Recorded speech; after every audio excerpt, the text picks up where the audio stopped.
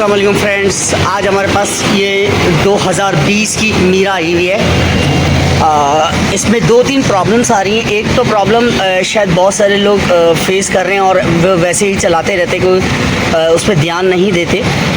तो पहली प्रॉब्लम उसकी ये है कि ये एक लाइट इसकी आ रही है, ये देखिए पानी का एक निशान बना हुआ है। ये बेसिकली सर्विस लाइट होती है और ये हर 10 या 5,000 किलोमीटर बाद आ जाती है। तो बहुत सारे लोग इसको रीसेट करना, बहुत सारे लोगों को नहीं आता, तो आज हम आपको बताएंगे इसको रीसेट कैसे करते हैं। फिर हमने आज स्कैनर लगाया है, तो स्कैनर में भी कोई कोड नहीं है ख़ास,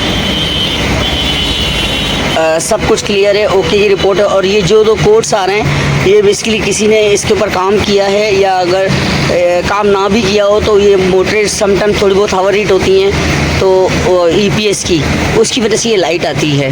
बाकी कस्टमर का कहना है कि ये 42,000 किलोमीटर चल चुकी है, मैंने इसकी ट्यूनिंग नहीं करवाई।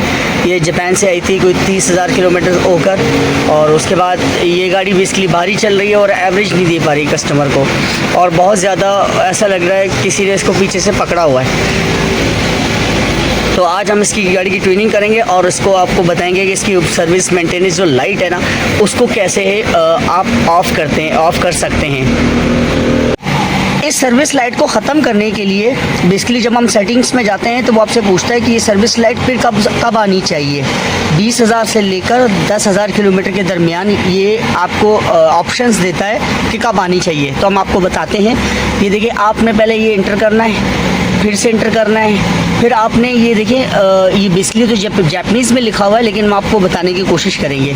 ये आपने इस डिस्प्ले के बटन को पहले एक दफ़ा दबाया, फिर 2 दफ़ा दबाया, फिर 3 दफ़ा दबाया, फिर 4 दफ़ा दबाया, फिर 5 और ये 6ठी दफ़ा में जब ये यहाँ आएगा तो इसको इंटर कर देना है। इसको जैसे ही हम इंटर करते हैं फिर से एक दफ़ा इंटर कर देना है। अच्छा, जैसे ही हम फिर इंटर करते हैं तो इसको ये डिस्प्ले का बटन दबा के ये जो लाइट है ये थोड़ा सा ऊपर आएगी। ये जैसे ही ऊपर आती है फिर आपने इंटर कर देना है इसको। अच्छा, ये अब जब आपने इंटर कर दिए तो अब ये आपसे बार बार पूछता रहेगा कि कहाँ पर इसको लेके आना है। ठीक है, फिर अपने डिस्प्ले का बटन को दबाना है। अब ये देखिए 20,000 आ गया। अब आपकी मर्ज़ी है अपने कहाँ पर इसको लेके आना है। अब मैं इसको 10,000 पे लेके आता हूँ कि भाई 10,000 किलोमीटर बाद इसकी लाइट फिर आनी चाहिए।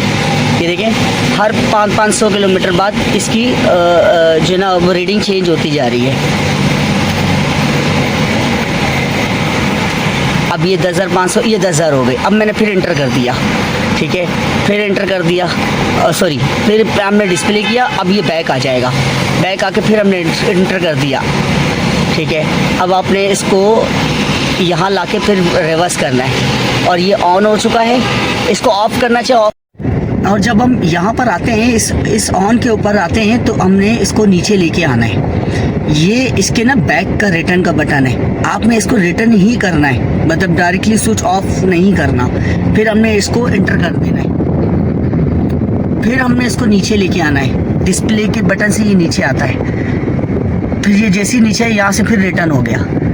अब आपने देखिए ये उसकी सर्विस लाइट जा चुकी है, ठीक है। और अगर समटाइम्स ना जाए तो आपने एक दफ़ा स्विच को ऑफ कर देना है, चाबी निकाल देनी है, फिर इसको वापस ऑन कर देना है, ये फिर चला जाएगा। आप देख सकते हैं, देखिए अब सर्विस लाइट नहीं आ रही जी। अब हम आपको दिखाते हैं इसकी जो हमने इंजन ट्यूनिंग खोली है उसकी कंडीशन क्या है। ये प्लग्स की हालत आप देख सकते हैं, प्लग्स बिल्कुल गंदे पड़े हुए हैं, लेकिन ये कि ये साफ़ होके ये चल जाएंगे, हमें चेंज करने की ज़रूरत नहीं पड़ेगी। इसी तरीके से आप देख सकते हैं इसके इंजेक्टर्स की हालत, और जब हम साफ़ करेंगे हम आपको दिखा भी देंगे।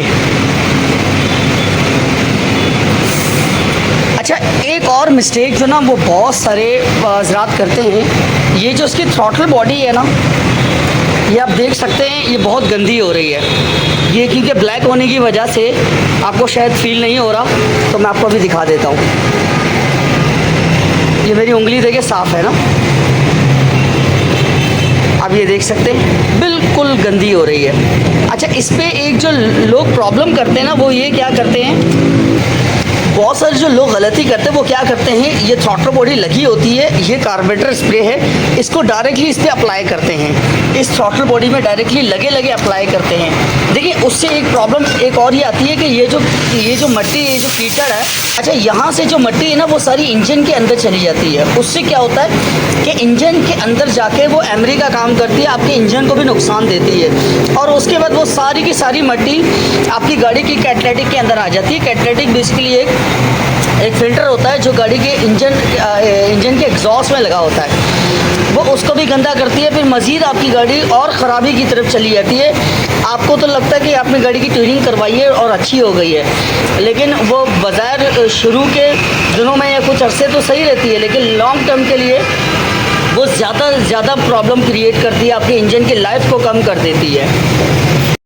अब आप देख सकते हैं हमने इसके इंजेक्टर्स वगैरह को भी साफ़ कर दिया है, अब इसकी बिल्कुल क्लियर हो चुके हैं, और इसी तरीके से हमने इसके प्लग्स वगैरह को भी साफ़ कर दिया है।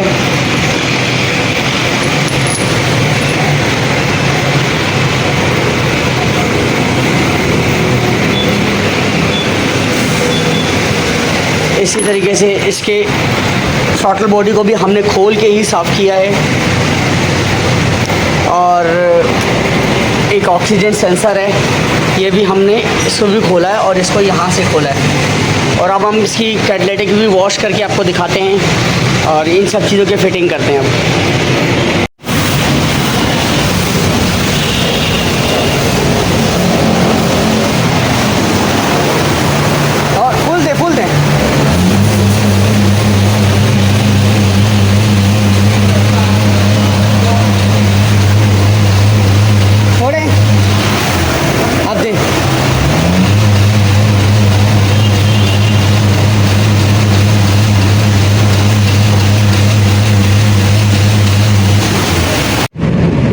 आज की ये इन्फॉर्मेटिव वीडियो आपको कैसी लगी ये हमें कमेंट्स करके ज़रूर बताइएगा, और हमारे चैनल को सब्सक्राइब करें, लाइक करें और शेयर करें।